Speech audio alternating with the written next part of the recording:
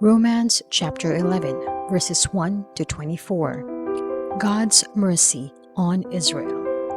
I ask, then, has God rejected his own people, the nation of Israel? Of course not. I myself am an Israelite, a descendant of Abraham, and a member of the tribe of Benjamin. No, God has not rejected.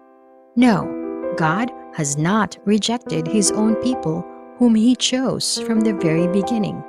Do you realize what the scriptures say about this? Elijah the prophet complained to God about the people of Israel and said, Lord, they have killed your prophets and torn down your altars.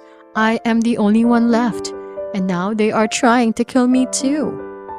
And do you remember God's reply? He said, No, I have 7,000 others who have never bowed down to Baal.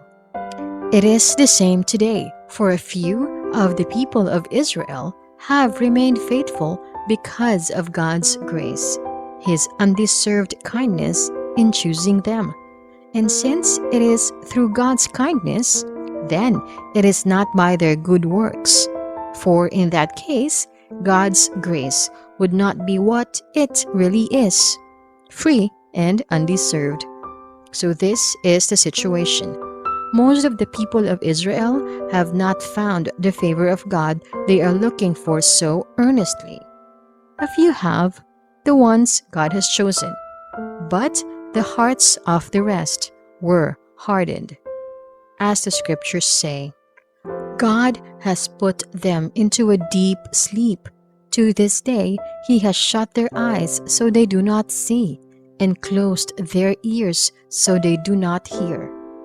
Likewise, David said, Let their bountiful table become a snare, a trap that makes them think all is well. Let their blessings cause them to stumble, and let them get what they deserve.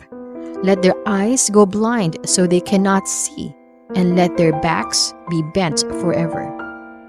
Did God's people stumble and fall beyond recovery? Of course not. They were disobedient, so God made salvation available to the Gentiles. But he wanted his own people to become jealous and claim it for themselves.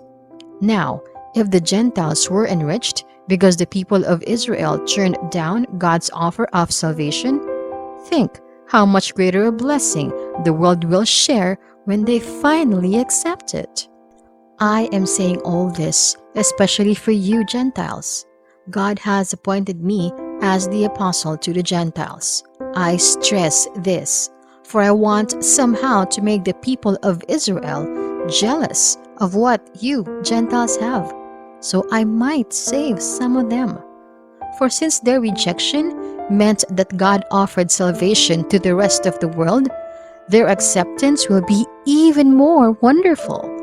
It will be life for those who were dead. And since Abraham and the other patriarchs were holy, their descendants will also be holy, just as the entire batch of dough is holy because the portion given as an offering is holy. For if the roots of the tree are holy, the branches will be too. But some of these branches from Abraham's tree, some of the people of Israel, have broken off. And you Gentiles, who were branches from a wild olive tree, have been grafted in.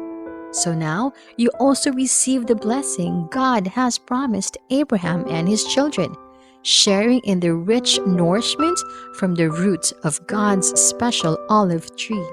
But you must not brag about being grafted in to replace the branches that were broken off. You are just a branch, not the root. Well, you may say, those branches were broken off to make room for me.